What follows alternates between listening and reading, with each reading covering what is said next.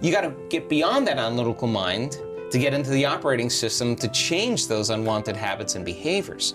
So when you disconnect from your environment and you close your eyes and there's less stimulation coming in, we play music in the background, you're not eating, you're not smelling, you're not tasting, you're not feeling, there's less sensory information.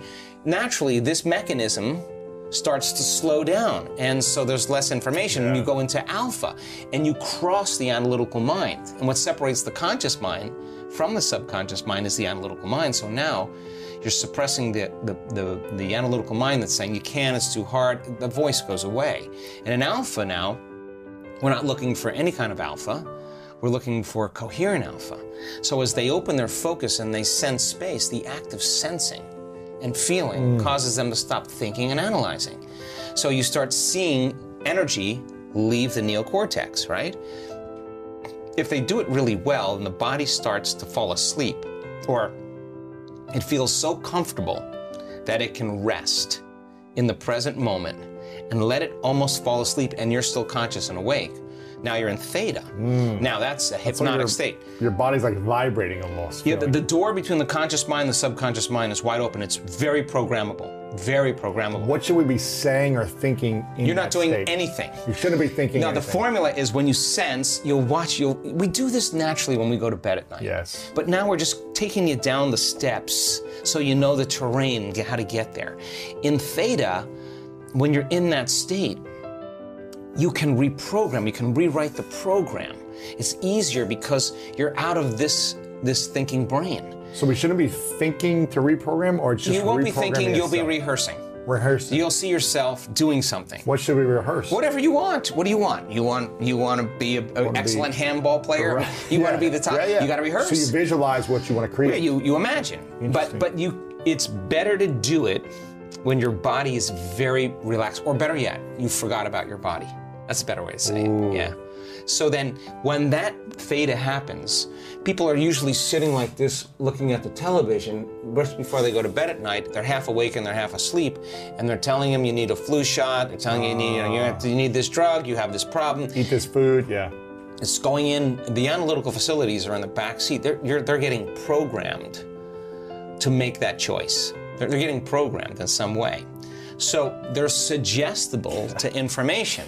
So now, you could be suggestible to your own auto-suggestions or information that you would want to rewrite as a program. So if you said in alpha or theta, I'm not happy with how I did with my kids today.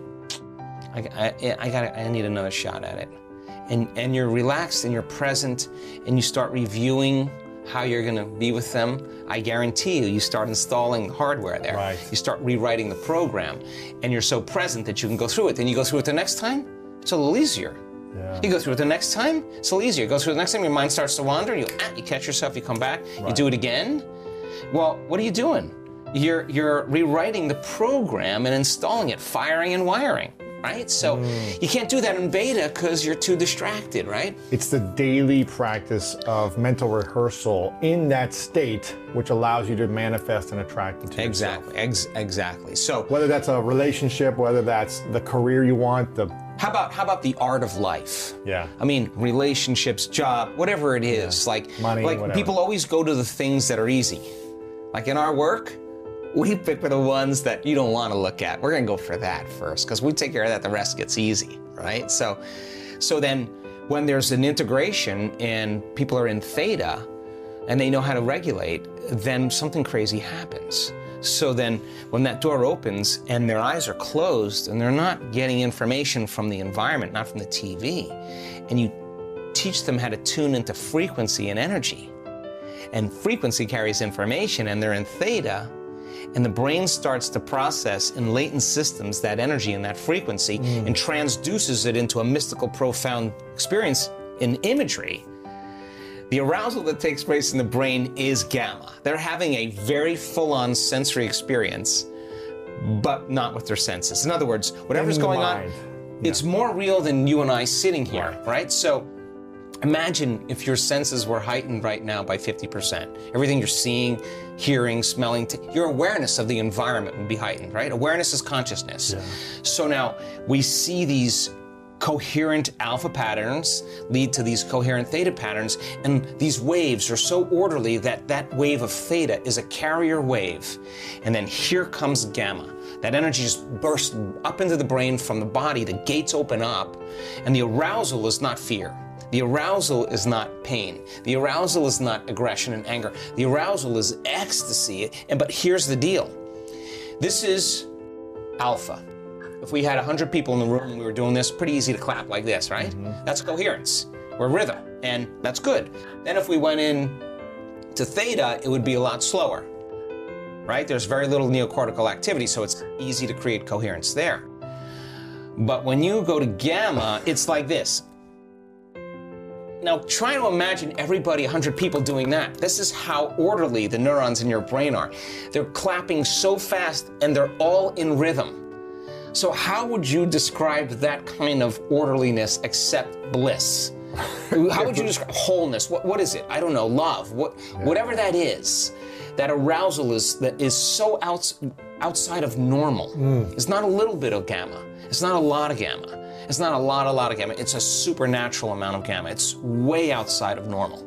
Now that person is touching the divine. That person is touching that unified field. Their consciousness is merging with the consciousness of the unified field. There's no separation. They are connected, and the arousal, the interaction with that energy, they're taking something with them.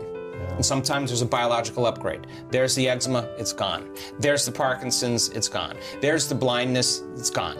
There's the deafness, it's gone. There's the stage 4 cancer, it's gone. It's an immediate biological upgrade. Now, the energy now, to finish this, is not in the neocortex. Lights are out here. You're gone. Lewis is gone. There's no longer an identity called Lewis. The inner world is profoundly real, and the autonomic nervous system, the midbrain, the limbic brain, that's controlling all your automatic functions.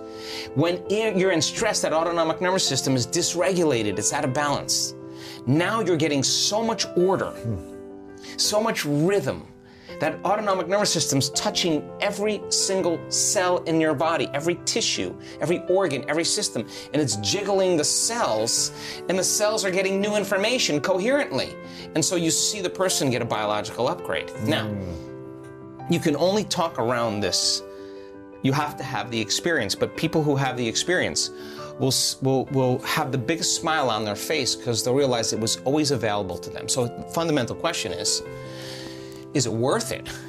That's the real question. Because if you're willing to make those changes every day before you start your day, and you have this kind of arousal coming from within you, I guarantee you won't be looking in your outer environment to find those feelings. You'll be looking within you. Creating inside, yeah. And so in stress and in survival, most of your attention is out there. When you leave a week-long event, something amazing happens. You're paying more attention in here. You're paying as much attention in here as you are out here. You're not so seduced, right? So then, as you begin to become, you know how to get beyond your body, your environment, and time. The formula is, the moment you dissociate from everything known, the moment you dissociate from everything material, the moment you can relax into the present moment and the brain starts to synchronize, is the moment you become pure consciousness and you are in the present moment. You're in the door to the quantum field and the brain gets highly organized. Okay, so now we have a coherent brain, and the coherence in the brain starts to resonate with different frequencies in the field, and when there's an octave, when there's a harmonic, the brain starts processing information, right? But they're suggestible, not from out there, but from the field. That's frequency. But the brain has to be coherent to pick up the rhythm, the frequency. Right. If you're incoherent, you got static. In other words, you got no Wi-Fi signal. You're a piece of matter with no field, right? So then that sends the signal out, coherent brain. But what's going to draw the experience back? Our heart, right? So then we practice then every day, cultivating the emotions and being able to sustain heart coherence. Now you combine those two, and we have beautiful, beautiful brain scans and heart scans to show the dance between the two. And now you got this kind of, your heart is speaking to you. I don't know how else to say it. You're not getting information from the news, which is, you're not getting information from your Facebook. You're not getting information from your cell phone. that information is just equal to what you're willing to believe.